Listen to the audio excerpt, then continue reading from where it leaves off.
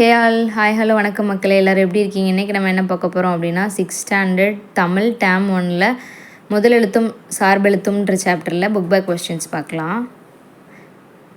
பொருத்தமான சொல்லை தேர்ந்தெடுத்து எழுதுகன்னு கொடுத்துருக்காங்க. ஃபஸ்ட்டு பறந்து விரிந்து இருப்பதால் கடலுக்கு டேஷ் என்று பெயர். ஃபஸ்ட்டு எல்லாருக்குமே தெரியும் பேர்டு, அந்த பறவை. அடுத்து வந்துட்டு ர, ஸோ அந்த செகண்ட் பறவை தான் வரும். இந்த ர, ஓகேவா? பறவை, செகண்ட் பறவை. நெக்ஸ்ட்டு செகண்ட் கொஸ்டின், இலக்கிய மன்ற விழாவில் முகிலன் சிறப்பாக டேஷ் ஆற்றினார். உரை, ஃபஸ்ட்டு உரை தான் வரும், ஏன்னா செகண்ட் உரைன்றது ஹேண்ட் க்ளவுஸ். ஓகே, ஃபஸ்ட்டு உரை தான் வரும் பேச்சு. முத்து தம் டேஷ் காரணமாக ஊருக்கு சென்றார். பனி, பனின்றது ஒர்க்கு. பனி, ஃபஸ்ட்டு பனின்றது வந்துட்டு ஸ்னோ. ஓகே. கலைமகள் தன் வீட்டு தோட்டத்தை பார்க்க வருமாறு தோழியை டேஷ் அழைத்தாள். ஃபஸ்ட்டு அலைன்றது கடல் அலை, செகண்ட் வந்துட்டு அழைத்தாள், கூப்பிடுறது. ஓகே. எக்ஸாம் பேசிஸ்லாம் நம்ம பார்த்துட்ருக்கோம். அந்த இதில் நம்ம நெக்ஸ்ட்டு பார்க்க போகிறதுனா வரிசை மாறியுள்ள சொற்களை சரியான வரிசையில் அமைத்து எழுதுகன்னு கொடுத்துருக்கோம். ஃபஸ்ட்டு என்ன கொடுத்துருக்காங்கன்னா, இளங்கோவடிகள் காப்பியத்தை என்னும் இயற்றியவர் சிலப்பதிகாரம்னு கொடுத்துருக்கான். இதை வந்து நம்ம சேஞ்ச் பண்ணி எழுதணும். சிலப்பதிகாரம் என்னும் காப்பியத்தை இயற்றியவர் இளங்கோவடிகள்னு வரும். ஓகேவா? அது ஒரு வேர்டாக ஃபார்ம் ஆகணும். நெக்ஸ்ட்டு மனிதன் உலகில் இல்லாத பறவை வாழ முடியாது. மனிதன் இல்லாத உலகில் பறவை வாழ முடியாதுன்ட்டு வரும் ஆன்சர். ஓகேவா? அடுத்து மிகப்பெரிய சாண்டியாக்கோ மீனை பிடித்தார். சாண்டியாக்கோ மிகப்பெரிய மீனை பிடித்தார்னு வரும். ஓகே.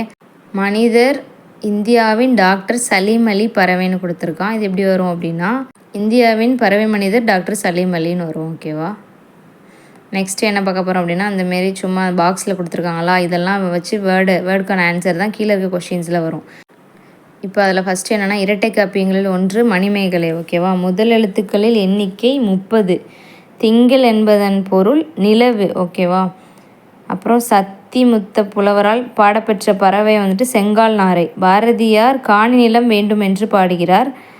ஆயுத எழுத்தின் வேறு பெயர் வந்துட்டு தனிநிலைன்ட்டு வரும். ஓகேவா? இப்போ நெக்ஸ்ட்டு கலைச்சொற்கள் அறிவும் பார்க்கலாம்.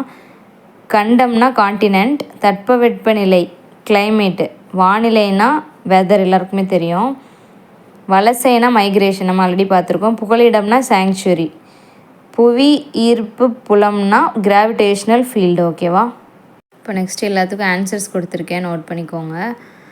இதில் பொருத்தமான சொல்லை கட்டங்களை நிரப்புகன்னு கொடுத்துருக்காங்களா, அதை ஒன்ஸ் ரீட் அவுட் பண்ணிக்கோங்க. நம்ம ஆல்ரெடி பார்த்ததாக தான் இருக்கும். ஓகேவா?